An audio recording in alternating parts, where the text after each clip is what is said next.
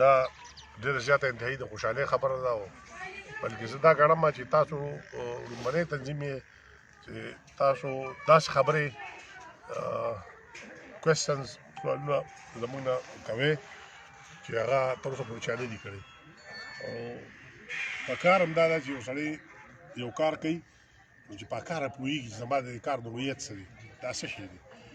دا زموږ دا کار چې دی نو یو خو دا دی چې دا په صفا لنډو مختصرو الفاظو کې زه دا پیغمبري کار څنګه چې زموږ دا تبلیغي حضرات دي او هغوی خپل ټایم لګوي خپلې پیسې لګوي خپل وسایل بچي پرېږدي او بستره په اوبه واچوي او ځي ګرځي د الله تعالی او د الله تعالی د دین تبلیغ کوي نو دا زموږ دا منجرګۍ دا کار چې دی نو دا اکثر موږ کوټ کوو دا حدیث شریف چې 3 درجې دي د ایمان اولنۍ درجه دا ده چې برایي ووینو په لاس ورکوو بیا چې نه شي کولی نو وس ته نه رسي نو بیا په خوله ووایه چې دا کار مه کوه او اخري که ډېر انتهایي کمزوری نو بیا پړه کې ورته ووایه چې دا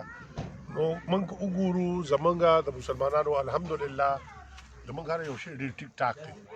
او ورسره زموږ خوشقسمتي دا ده چې موږ پښتانه یو نو چې اسلام او پښتو یو ځای شي د دې نه د عملیې یو مضبوط غر جوړېږي اوس سوال دا دی چې آیا زموږ مسلماني ټیک ده زموږ پښتو ټیک ده لکه دا کومې خبرې چې زه کوم نو تاسو سره په سیاق و سباق کې دی خپل زموږ دا منجرګۍ چې ماضي دی د هغې په رڼا کې تاسو هغه منجرګۍ ضرورت ولې دی دلته ریاست شته ریاستي ادارې شته حتی لکه د پاکستان فوج دی پولیس په هره صوبه کې زموږ په صوبه کې چې کوم 1 لک پولیس دی او داسې زموږ سیاسي پارټۍ لکه د هر څیز دپاره فورم شته ادارې شته دا منجرګۍ په دې کې څه کار پېښ شو ولې ضرورت پېښ شو یا منجرګاه موږ دا تنظیم جوړ کړو داسې ده چې موږ په 2005 کې چې کله ولیده چې ریاست دا د 5 خبره وشو ریاست یو ډېر غیر فعال دی چې ریاست غیر فعال دی او دا بدقسمتي زموږ دا وه چې موږ سره مردان کې خوا کې د ساپور په نوم یو کلي او په هغې کې لاست اخري کیسه به ډېره نه وګورو لاست هغې د برطانیې د سفارتخانې یو سیکنډ سیکرټري اغوا کړی او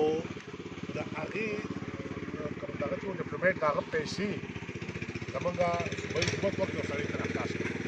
دا آن ریکارډ ده زموږ د اکرم سوراني سره جرګه وه دا تنظیم جوړ کړو زموږ 2005 کې دې ته رسېدلي او موږ په ډالس کې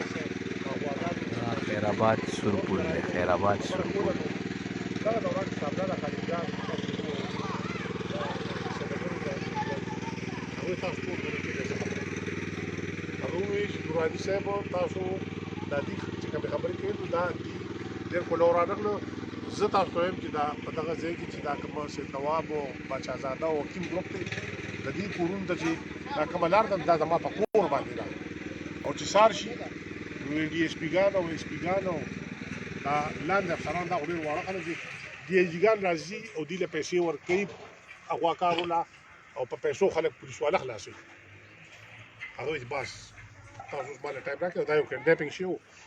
موږ هغه سلسله کې دا جرګه جوړه کړه او بیا موږ د هغه کوم دغه چې و دا مرغوي د هغه